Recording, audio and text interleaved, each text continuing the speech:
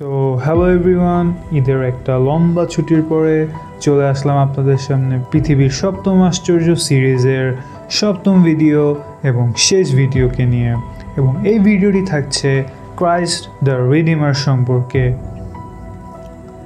ব্রাজিলের Rio de Janeiro শহরের উপরের কর্কোভাডো পর্বতের চূড়ায় অবস্থিত আকাশের দিকে প্রসারিত একটি মূর্তি দাঁড়িয়ে আছে, যা সারা বিশ্বে স্বীকৃত ক্রাইস্ট দ্য রিডিমার। এই বিশাল মূর্তিটি একটি শক্তিশালী প্রতীক, শান্তির প্রতীক। যারা এটিকে দেখে তাদের সকলকে স্বাগত জানানোর আলিঙ্গন এবং ব্রাজিলের গভীর বিশ্বাসের একটি স্থায়ী উপস্থাপনা। কিন্তু শিল্পের এই বিশাল কাজটি কিভাবে রিওর আকাশ সীমাকে প্রভাবিত করল? এর কংক্রিট এবং সোপস্টোনের আলিঙ্গনের মধ্যে কী রহস্য লুকিয়ে রয়েছে? চলুন আজকে তা খুঁজে দেখি। কর্কোভাডো পর্বতে একটি বিশাল ধর্মীয় স্মারকের ধারণাটি নতুন ছিল না। এটি প্রথম 19 শতকের মাঝামাঝি একজন ক্যাথলিক পুরোহিত দ্বারা প্রস্তাবিত হয়েছিল। তবে প্রথম বিশ্বযুদ্ধের পর 1920-এর দশকের প্রথম দিকে প্রকল্পটি সত্যিই গতি লাভ করে। যুদ্ধের পর ঈশ্বরহীনতা বৃদ্ধির অনুমতিতা নিয়ে কিছু ব্রাজিলিয়ানদের মধ্যে ক্রমবর্ধমান উদ্বেগ ছিল।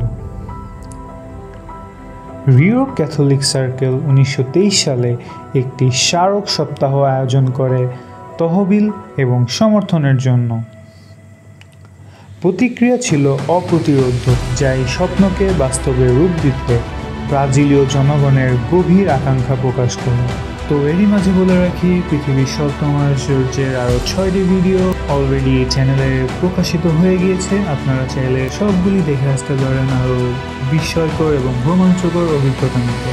লাইক এবং সাবস্ক্রাইব করতে ভুলবেন না এবং কমেন্টে জানিয়ে দিন আপনার পছন্দের জায়গা, রহস্য, যে কোনো কিছু, এবং সেটিকে নিয়ে আমি নেক্সট ভিডিওতে নিয়ে আসবো। তো চলুন নেক্সট পার্টে চলে যাই। এত বিশাল মূর্তি ডিজাইন করা বিশাল চ্যালেঞ্জ উপস্থাপন করে। একটি ক্রুশ এবং এমনকি একটি গোলক হাতে খ্রিস্টের মূর্তি সহ বেশ কয়েকটি ধারণা প্রস্তাব করা হয়েছিল।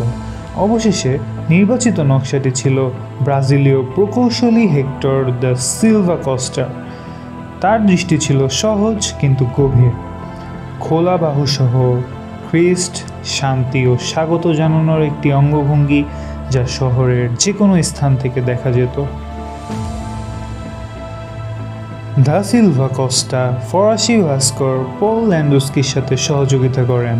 মূর্তিটির মাথা এবং হাত ল্যান্ডস্কি প্যারিসে তার স্টুডিওতে তৈরি করেছিলেন, যা পরে টুকরো টুকরো করে ব্রাজিলে পাঠানো হয়। কর্কোভাডো পাহাড়ের খাড়া চূড়ায় নির্মাণ কাজ ছিল এক বিশাল চ্যালেঞ্জ। হাজার হাজার টন কংক্রিট, পাথর এবং অন্যান্য উপকরণ কোক রেলওয়ে ব্যবহার করে উপরে নিয়ে যেতে হয়েছিল, যা এখন পর্যটকদের বহন করে। মূর্তিটি বাইরে সোপস্টোন টাইলস দিয়ে আবৃত, যা একটি অনন্য ধূসর সবুজ আভা দেয় এবং ক্ষয় থেকে রক্ষা করে। এই টাইলসগুলি মশা প্রতিরোধী বৈশিষ্ট্যযুক্ত ছিল, যা গ্রীষ্মমণ্ডলীয় পরিবেশে গুরুত্বপূর্ণ। অসাধারণ প্রচেষ্টা এবং 6 বছরের কঠোর পরিশ্রমের পর 1931 সালের 12 অক্টোবর ক্রাইস্ট দ্য রিডিমার উদ্বোধন করা হয়। এটি কেবল রিও বা ব্রাজিলের জন্য নয়, সমগ্র বিশ্বের জন্য এক ঐতিহাসিক মুহূর্ত।